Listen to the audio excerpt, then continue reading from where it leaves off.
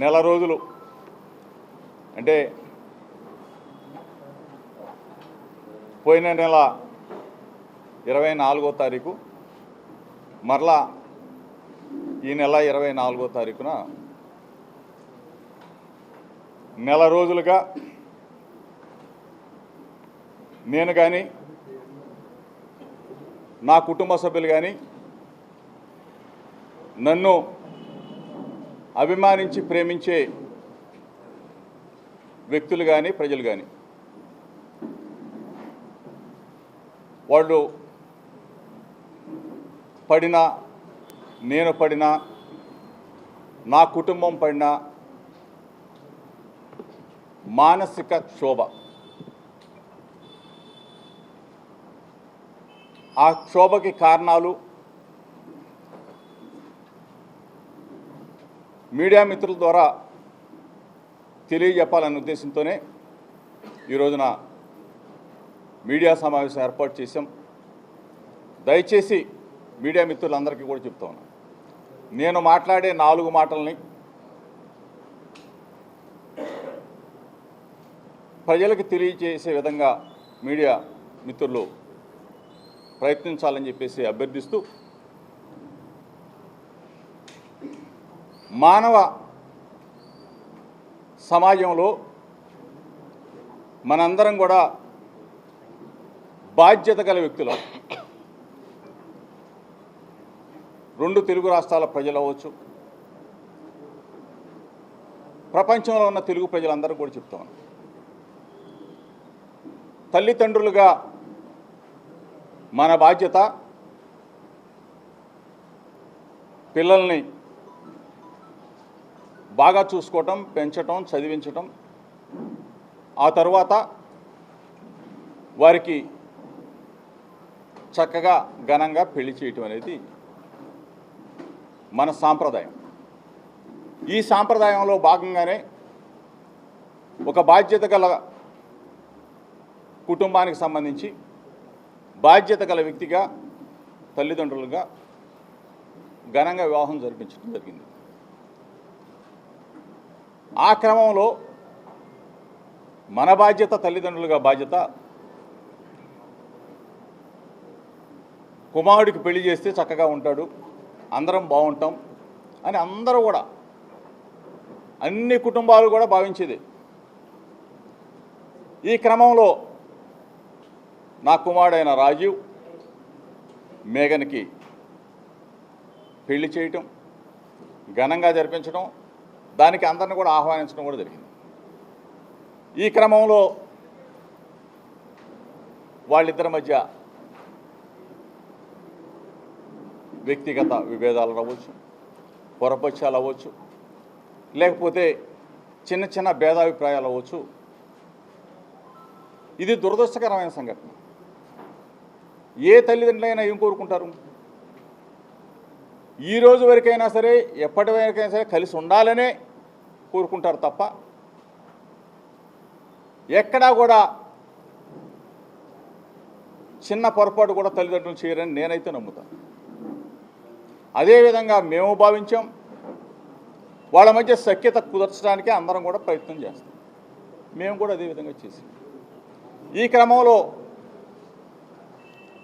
వారి మనస్పర్ధలు, వారి మధ్య పొరపక్షాలు పెరగటం, తద్వారా రాజీవ్ 8/2/2026న 8/6వ తారీఖు 6వ నెల 2026న డైవర్షన్ పిటిషన్ అంటే విడాకుల కోసం ఆయన 8/6వ నెల, దయచేసి మీడియా మిత్రులు దీన్ని గమనించమని చెప్పేసి రాష్ట్ర ప్రజలకి అందరూ కూడా తెలియజెప్పమని చెప్పేసి మాత్రం కోరుతాం. 6వ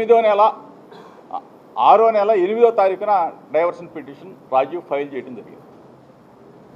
దీనికి సంబంధించి ఇది ఈ దరిమిల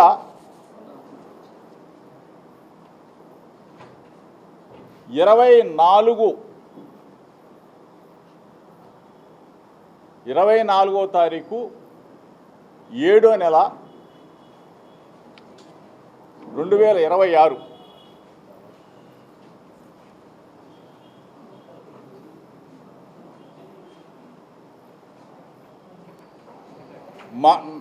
మా కుటుంబం మీద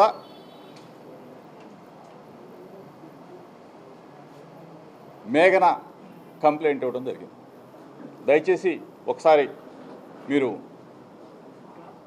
దీన్ని గమనించమని చెప్పేసి మాత్రమే కోరుతా ఉన్నాం. అయినా సరే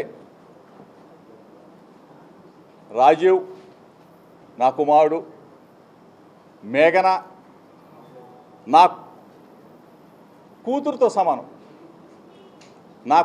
సమానం. ఎందుకంటే ఉన్నది కొన్ని రోజులైనా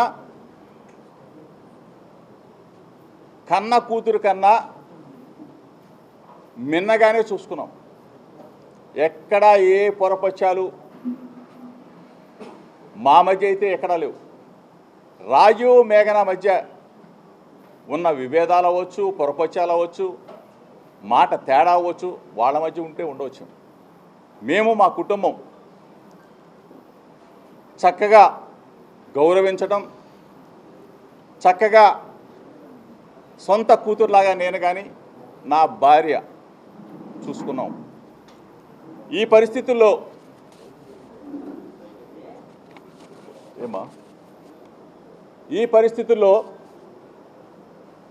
వాళ్ళ మధ్యన విభేదాలకి ఆ తర్వాత రాజీవ్ డైవర్షన్ పిటిషన్ ఇవ్వటం, ఆ తర్వాత మా మీద కంప్లైంట్ ఇవ్వటం కూడా జరిగింది.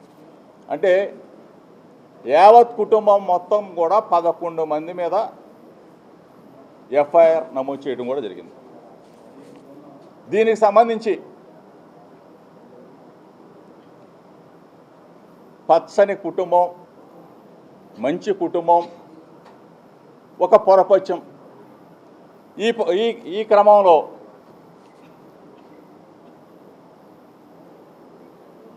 కొంతమంది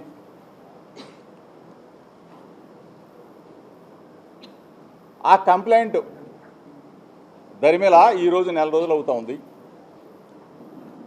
యాంటిసిపేట్ బెయిల్ తీసుకున్నాం. కొన్ని కోర్టు పరిధి దాటి మాట్లాడటం భావ్యం కాదు. కాబట్టి దయచేసి మీడియా మిత్రులకు చెప్తా ఉన్నాం, నెల రోజులుగా వ్యక్తిగత జీవితాలు, కుటుంబ జీవితాలు, కుటుంబంలో వచ్చిన మనస్పర్ధలు,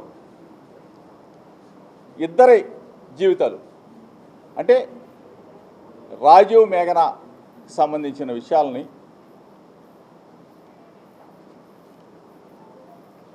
ఎంత అడ్డగోలుగా, మనసుని క్షోభ కలిగించే విధంగా, మానసికంగా చంపేసే విధంగా